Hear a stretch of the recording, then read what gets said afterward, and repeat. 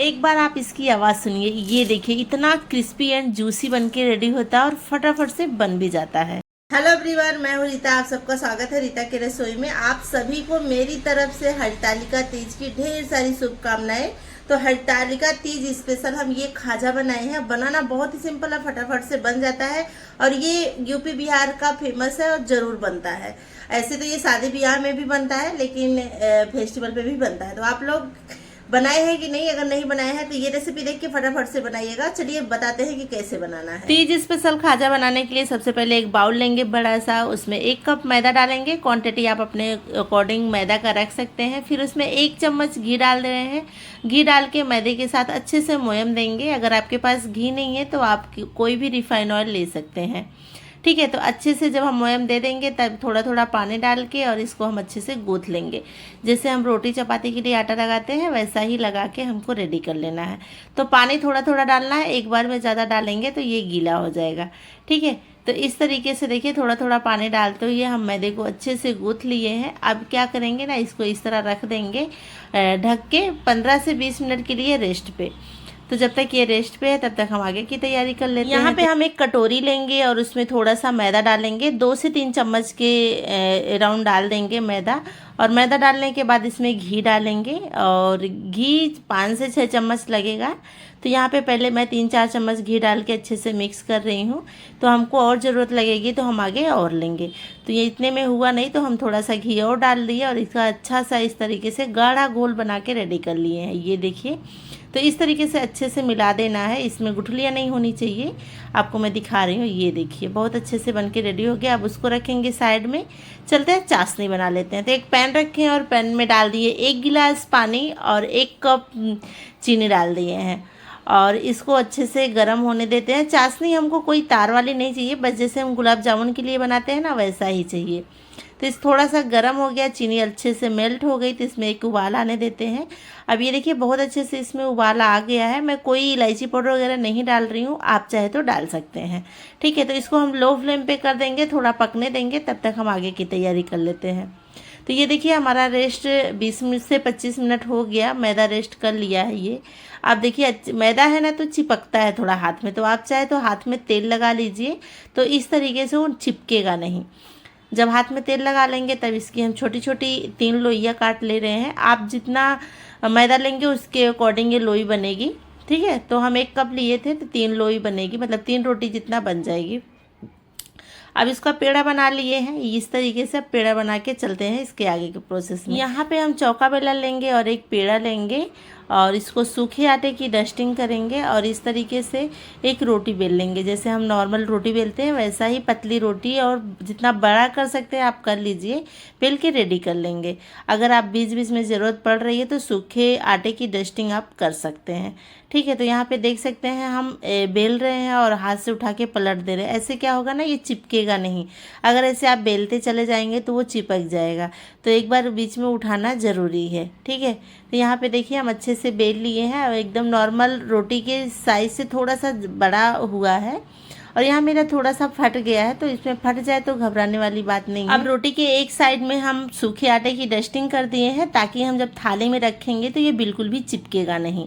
अब चलिए दूसरी रोटी भी हम बेल ले रहे हैं। तो बीच बीच में अगर हमको ज़रूरत पड़ेगी तो हम सूखे आटे की डस्टिंग करेंगे। इससे क्या होगा ना, ये चिपकता नहीं है, आसानी से हम बेल पाते हैं। तो इस तरीके से देखिए हम बेल के फटाफट से रेडी कर लिए हैं दूसरी रोटी भी। और इस पे भी हम वही करेंगे, थोड़ा सा सूखे आटे की डस्टिंग करेंगे, फिर से उठा के उसी थाली में रख देंगे, ठीक है। तो मेरे पास जो 3 पेड़ा था, मतलब 3 लोई हम बनाए थे।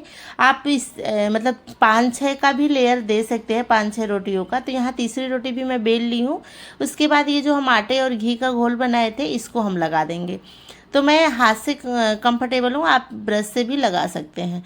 तो इस तरीके से बस रोटियों में लगा लेना है, अच्छे से सब तरफ लगा देना है। उसके बाद सूखे आटे की डस्टिंग करना है और फिर हम एक रोटी और रख देंगे इस पर। तो अगर साइज़ का नहीं है तो इस तरीके से आप फैला सकते हैं। तो फिर से हम आटे का घोल लेंगे और इसको अच्छे से लगा देंगे।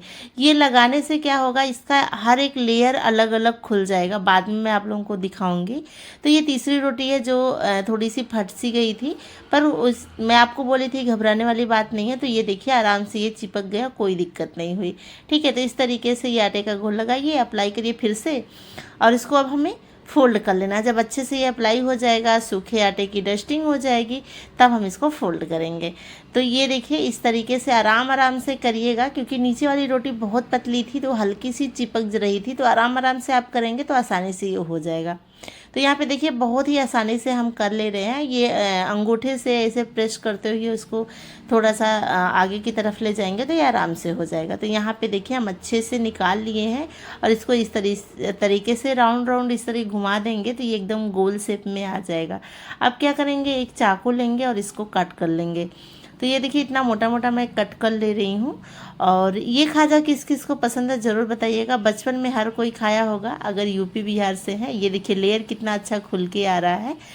तो हमारे क्या है ना, बचपन में मुझे भी बहुत पसंद था और मेरे हस्बैंड जी को भी पसंद था, पर हम लोग जहाँ रहते हैं वहाँ ये नहीं मिलता है। तो अभी मैं कभी बनाई नहीं, तो मुझे लगा आज हरतालिका तीज है और ये हमारे यूपी बिहार का फेमस है। और ये अगर कोई फेस्टिवल पे आप बना पाते हैं तो ज़रूर बनाइएगा। ये एकदम बनाना बहुत ही सिंपल है, आधे घंटे में फटाफट से बन जाता है और इतना टेस्टी बनता है कि आप खाते जाइए, मन नहीं भरेगा। और मैं जो बनाई हूँ बहुत मीठा भी नहीं है। तो आप इस तरीके से बेल लीजिए और बेलने के बाद चलिए आगे के प्रोसेस में। तो यहाँ मैं कढ़ाई रखी हूँ क्योंकि इसे हमें तलना है, डीप फ्राई करना है।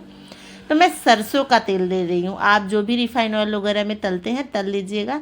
अभी मैं थोड़ा सा रिफाइन ऑयल को अवॉइड करती हूँ और इस टाइम पे था भी नहीं घर में, तो मैं सरसों का तेल ले रही हूँ। ठीक है, अब इसको डालेंगे एकदम लो फ्लेम आप देख सकते हैं एकदम लो है और बहुत लो फ्लेम पे हम इसको डालेंगे।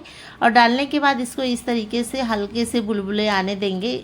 और जब ये धीरे धीरे तलेगा ना तो ये देखिए लेयर कितना अच्छे से खुल जाता है। और जब ये लेयर खुल जाता है, यही खाजा की खास बात है, लेयर बाय लेयर आप उजाड़ के इसको खाएंगे तो आपको बहुत मजा आएगा। जब हमारे खाजे की लेयर इस तरीके से अच्छे से खुल जाएगी तब हम क्या करेंगे, फ्लेम को मीडियम कर देंगे। अब मीडियम फ्लेम पे एकदम गोल्डन कलर आने तक का अच्छे से हम इसको तल लेंगे और तल के इस तरीके से हम निकाल लेंगे। तो हम एक ये छन्नी में निकाल रहे हैं, जो एक्स्ट्रा तेल है वो निकल जाएगा, बाकी का जो बचा हुआ है उसको भी हम तल लेंगे। तो फ्लेम को एकदम लो रखिएगा स्टार्टिंग में, और जब आप जानिएगा 50% तक हो गया तब आप जो है इसका फ्लेम मीडियम करिएगा। हाई टू मीडियम फ्लेम पे करके इसको गोल्डन कलर आने तक का हमको तल लेना है। अब यहाँ पे देखिए हमारी चाशनी अच्छे से पक गई है और एकदम चिपचिपी चाशनी हमको बनाना है, कोई तार वाली चाशनी नहीं चाहिए। तो ये जो हम खाजा बना के रखे थे अब इसको हम इस चाशनी में डाल देंगे और अच्छे से उलट पलट के इस तरीके से, ताकि हमारा जो खाजा है ना चाशनी को पी ले, मतलब अच्छे से सोख ले, तो ये बहुत ही स्वादिष्ट बन जाता है। तो इस तरीके से देखिए हम 5 मिनट के लिए छोड़ दिए थे, उलट पलट के चलाए, उसके बाद हम इसको निकाल ले रहे हैं एक थाली में। और बाकी का बचा हुआ जो बैच है जो हम फ्राई किए खाजे को, उसको भी हम डाल देंगे। तो इस तरीके से अगर कोई गहरे तले वाला बर्तन आप लेंगे ना तो इस तरह कलछुल से डालना नहीं पड़ेगा, पर मैं एकदम ऐसे पैन ली हूँ ना तो इसलिए हमको डालना पड़ा। तो यहाँ पे देखिए हमारा खाजा बन के रेडी हो गया। ये देखिए ये कितना क्रिस्पी बना है, ये देखिए आप इसकी आवाज़ सुन सकते हैं, इतना क्रिस्पी बनता है, आप खाते जाएंगे मन नहीं भरेगा। ठीक है, तो इस तरीके से आप बनाइएगा इस तीज पे। अगर आप अभी तक नहीं बनाए हैं तो ये आधे घंटे में फटाफट से बन के रेडी हो जाती है और सबको पसंद आती है।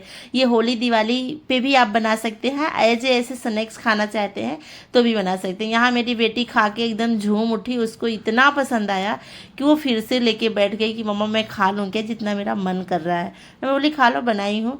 तो ये तीज स्पेशल मैं खाजा बनाई हूँ, यूपी बिहार का फेमस है, आप लोग ज़रूर ट्राई करिएगा। मिलेंगे नई रेसिपी में, तब तक के लिए बाय बाय।